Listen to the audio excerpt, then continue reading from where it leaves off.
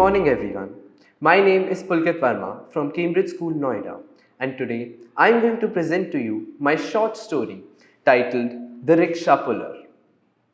The Rickshaw Puller. Ganesh was a poor rickshaw puller living in a slum in the heart of Mumbai. His wife had died at the age of 35 due to malaria. The only family he had was his daughter Nandini. Nandini, being a well-educated girl, Ganesh wanted to marry her off as soon as he could.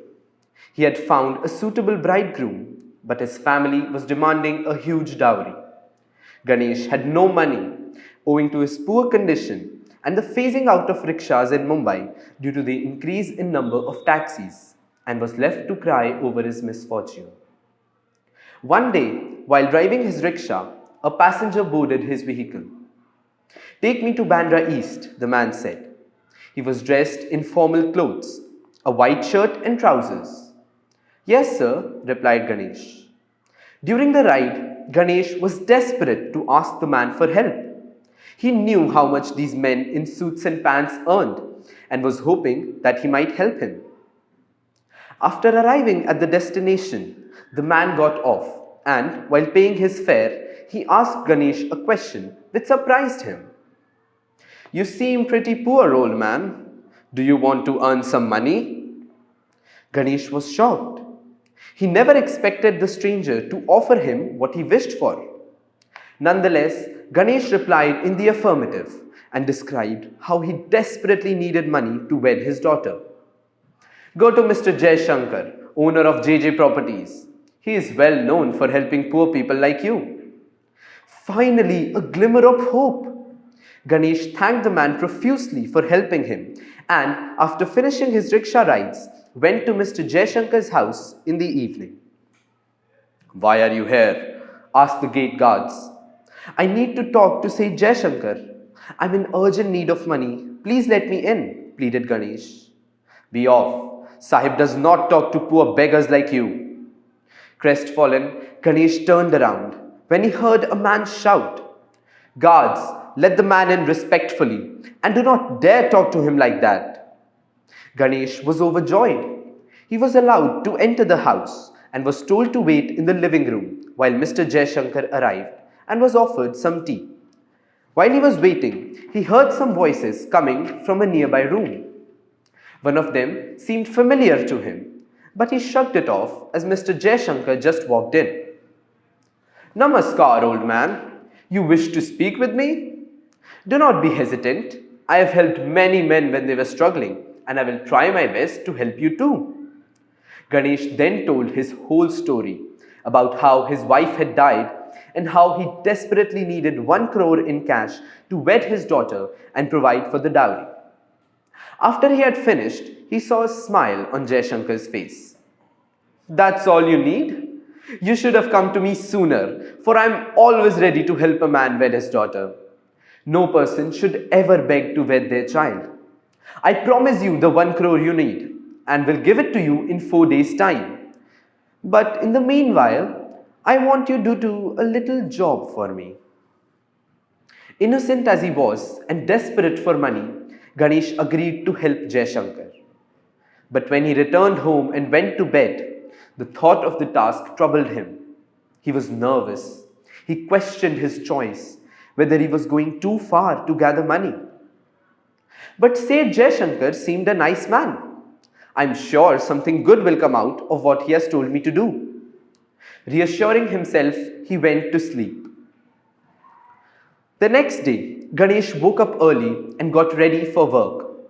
Nandini asked him why he was so early. "Nothing much, just felt like waking up early, Nandu. You continue sleeping." By the evening, Ganesh completed all the rides and got ready to do Jaishankar's bidding. He went home, took the masks and fake gloves Jaishankar had given him, and as the sun went down, he went to the written address. As he was told, the owner was out of the city and the house had no security. Ganesh slipped in through the back gate, put on his mask and broke the window of the study room with a rock he found lying nearby. He went in, took the papers Jaishankar had asked for and the wads of note lying in the drawer. Then, as he was told, he kept the gloves on the table, went out through the window, and headed straight for Jaishankar's house. The guard stopped him. Do you have what Sahib needs? Yes, sir, here they are. Ganesh handed him the money and the papers. Good. You will be given the money on the third day from today, in the morning at Juhu Beach. Now go. Ganesh thanked him and went home, a feeling of guilt in his heart. Why are you so sad today, Papa? Asked Nandini. Nothing, Nandu.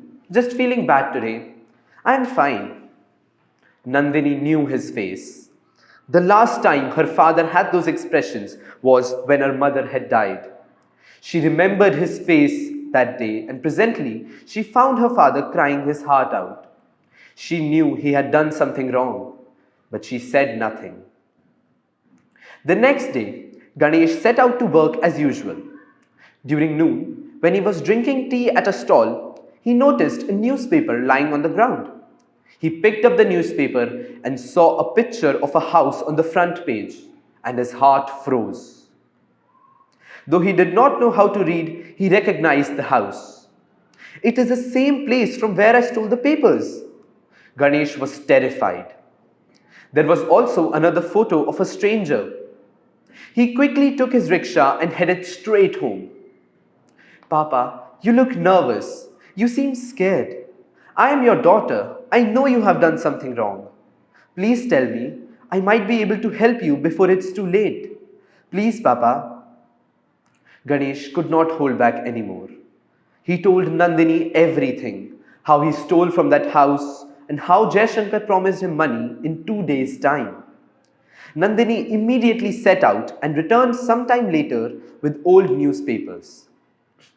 Papa, this man Jaishankar is a criminal. He sold terrible houses at high prices to desperate people, and now those people have filed a case against him. They collected all the evidence and kept it at Mr. Aditya's house. They were the same papers you stole, Papa. Now Jaishankar will win the case and you will be the reason for it. Ganesh was terror-stricken. How could Seth Jaishankar do this? I thought he was a good man. I thought he was helping me. Papa, I think we should tell this to the police. The mention of the police scared Ganesh. He was a thief now, and no thief gives himself in. He initially refused, but how long could he say no to his daughter? He agreed, and both of them decided to go to the police station.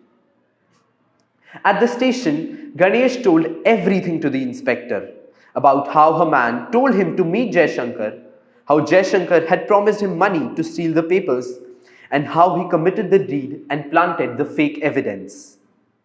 After he was done and the police had noted everything down, he hesitantly asked the inspector, Sahib, will I be spared from going to the prison? I only did this for my daughter, and when I realized the wrong I had committed, I came here and told you everything. Sir, you have confessed to a theft. For this, punishment is unavoidable. But looking at your honesty, if Mr. Aditya and Bhargav, the innocent man you framed with those gloves, refuse to file a case against you, we will spare you. To Nandini, he said, Ma'am, nothing can be done right now, as you do not have any proof of what your father said. But the day after tomorrow, we will be secretly present with your father at Juhu Beach and catch Jaishankar red-handed. Be assured.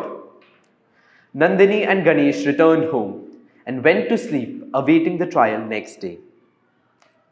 The trial concluded next day in the evening. Nandini and Ganesh watched it on a TV in an electronics shop. Jaishankar won the trial due to lack of evidence from Mr. Aditya. The smile on Jaishankar's face sent a fury through Ganesh's heart. He desperately wanted to get Jaishankar caught by the police. The next day, early in the morning, the police came to Ganesh's house and attached a small mic to his shirt collar. With this, we will be able to hear what Jaishankar speaks. Officers will be present on the beach. You have to make Jaishankar speak. Talk to him about how you stole the papers. I'm sure he will confess. Now go before he becomes suspicious. After saying goodbye to his daughter, Ganesh set out for the beach. He saw Jaishankar and his guards there with a suitcase in their hands. Ganesh knew it contained the money he needed. For a moment, he thought of removing the mic and taking the money for himself. But then he remembered his promise to his daughter and proceeded to meet Jaishankar. Welcome, welcome, Ganesh, my friend. I am very pleased with you. As promised, here are your 1 crore rupees, all in cash. Thank you, Sahib. You had given me a difficult task indeed to steal from that house, but I did my best nonetheless. I am a thief now, Sahib, all because of my needs. Oh, yes, the task was difficult, but I trusted you, Ganesh. Do not feel guilty. The papers I asked you to steal contained fake lies about me. You have helped an innocent man prove his innocence. Rejoice now and start making preparations for Nandini's wedding. Send me an invitation card too. Ganesh had done it. Jaishankar had confessed. He had the money in his hand. The police agents secretly captured photos of Jaishankar giving the money to Ganesh. Then all the officers surrounded Jaishankar and arrested him. What is this, Ganesh? You betrayed me. You broke my trust.